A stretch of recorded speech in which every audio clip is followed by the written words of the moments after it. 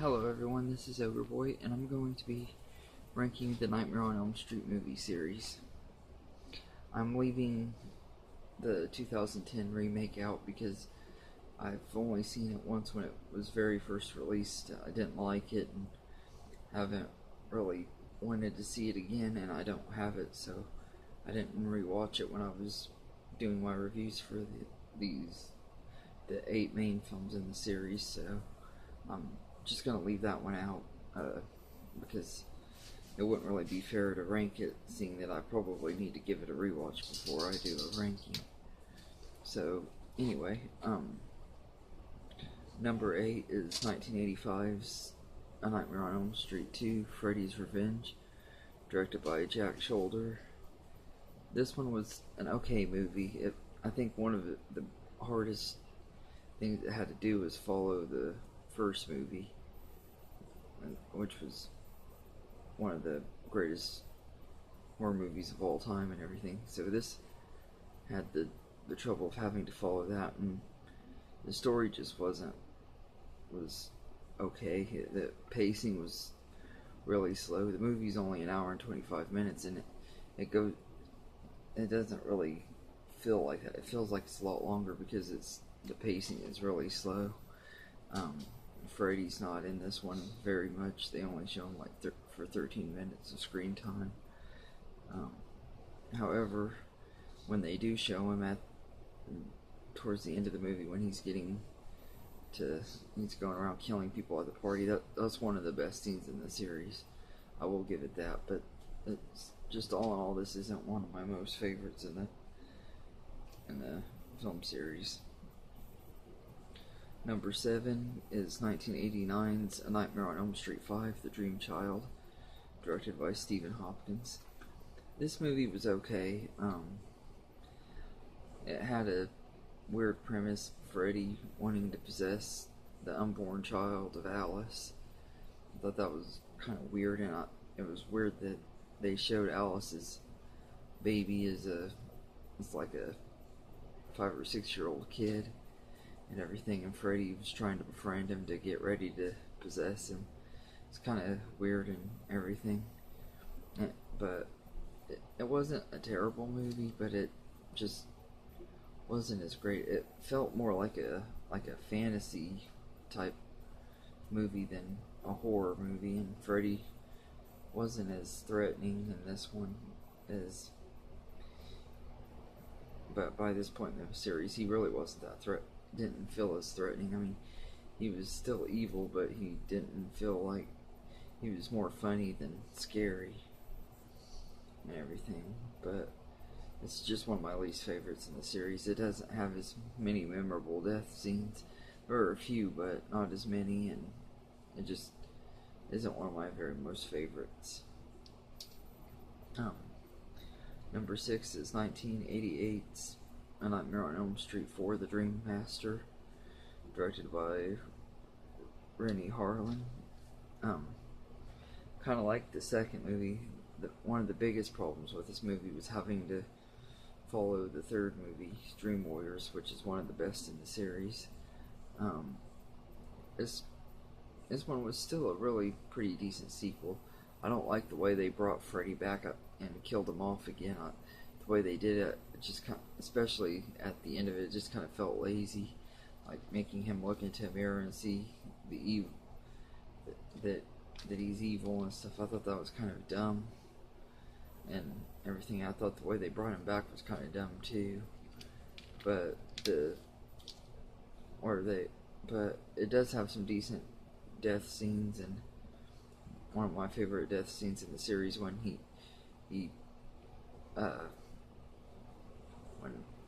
Joey is looking at porno magazines, and he's looking at the poster on his wall of a girl in a bikini, and then the girl ends up showing up in his waterbed, and Freddy then comes out of the waterbed and says, "How's this for a wet dream?"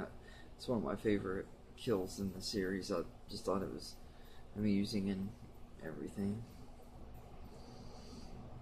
But it's not terrible or anything, but it's definitely a step down from the third movie.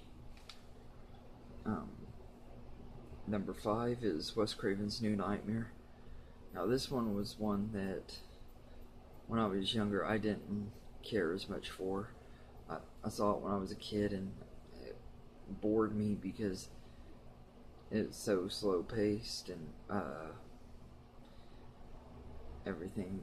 Back then I didn't really appreciate the way that they did it, with Freddy being like a presence throughout the movie, but they don't actually really show him very much till like till the third act of the movie. And back then I didn't like that. I wanted to see Freddy killing people throughout the whole movie and everything. So, but now that I'm older, I like that a lot more. I like the way they did it a lot more, and I like the references they made to the original movie, and the cast was great in it, everything. So, but yeah, so this one's definitely a lot better than I remembered, and it's now my number 5. Number 4 is Freddy's Dead. Now, this one is usually for most people it's either at the bottom of the list or one of the lowest ones on their list. But this one to me it's just really enjoyable. I like the campy, silly Freddy, the way he is and stuff. I love the scene when Spencer gets killed, that having him in the video game. I just thought that was awesome.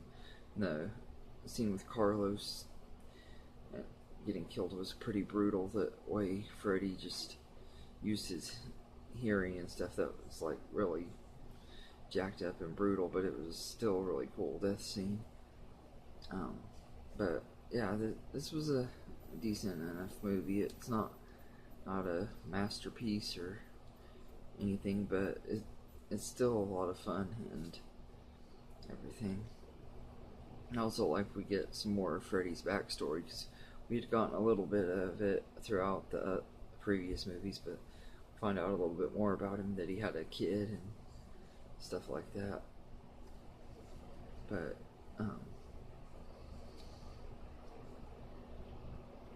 number 3 is 2003's Freddy vs. Jason, directed by Ronnie Yu. This was the one that really introduced me to Freddy. At the time it came out, I was only 11 years old. I was still really new into horror movies. I think at the time the Freddy vs. Jason had came out, I had only seen like some of the old monster movies like Dracula and Frankenstein, and then Child's Play and Jaws. Those were really the only horror movies I had really seen. Of course, The Mummy and stuff like that, but I was still really new to the horror genre. I got to see all of the Friday the 13th movies a few months before I got to see Freddy vs. Jason, and the only Nightmare on Elm Street movies that I had seen was the original and Wes Craven's New Nightmare. At that time, those were the only ones I'd seen, and so I wasn't really as big on Freddy back then as I am now. But in Freddy vs. Jason, I thought he was pretty cool. I like that they make him a straight up villain. He's like really evil and everything, but he still does his little one-liners at parts of it, and I thought that was really cool, the way they did Freddy's story in here. Much better than the way they did Jason's, because I hate the way that they made Jason out to be like some kind of hero of the movie when he's not supposed to be a hero. But I like the way they did Freddy and everything, because they really did a good job with him on that. Number 2 is 1987's A Nightmare on Elm Street 3, Dream Warriors, directed by Chuck Russell. This one was a really good sequel. They brought back Nancy from the first movie, which was great, and then that we got to be introduced to the Dream Warriors. All of those characters are really likable. Kincaid and Joey and so Jennifer and so many other characters that we got to be introduced to, and this is the one where Freddy started popping his one-liners and everything. So, but they, like with Freddy vs. Jason, I felt they balanced the evilness of Freddy and the humor just right, and everything. They did a really great job with this movie. It was a great sequel. It's the only one out of the sequels to have association with not Robert Englund, Wes Craven, because Wes Craven's New Nightmare is more of a side spin-off type film. This one is one of the direct part of the series, and it's the only sequel that he had stuff to do with. He wrote it and was a producer on it, and it shows a lot and everything. I like the way they did this one. The special effects in this are absolutely amazing and everything. Just a really great sequel. And number one is the 1984 original Nightmare on Elm Street, directed by Wes Craven. This is one of the best horror movies of all time. It's easily my favorite in the series. There's just so many iconic scenes, from Tina's death at the beginning of the movie to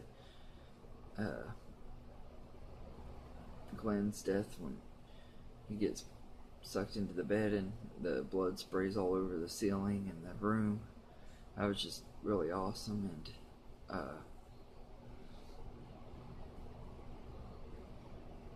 just a really great movie. When Nancy's in the bathtub and Freddy's claw pops out of the water, that was one of the most iconic scenes in horror film history.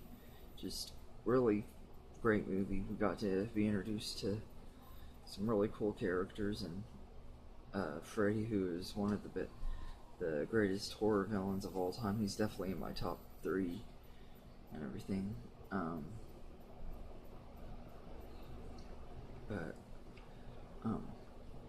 So anyway, that's my ranking for the Nightmare on Elm Street franchise. I hope you enjoyed this video. Feel free to like and subscribe. Let me know in the comments what your favorite Nightmare on Elm Street movie is and how you would rank the movies. I'm interested to know. And you can follow me on Facebook at Ogreboy1992. And if you love horror movies, be sure to check out the group Killer Flicks for all things horror related, movies, TV, anything horror related. It's a great group for horror fans. And anyway, have a good day, and thank you for watching this video.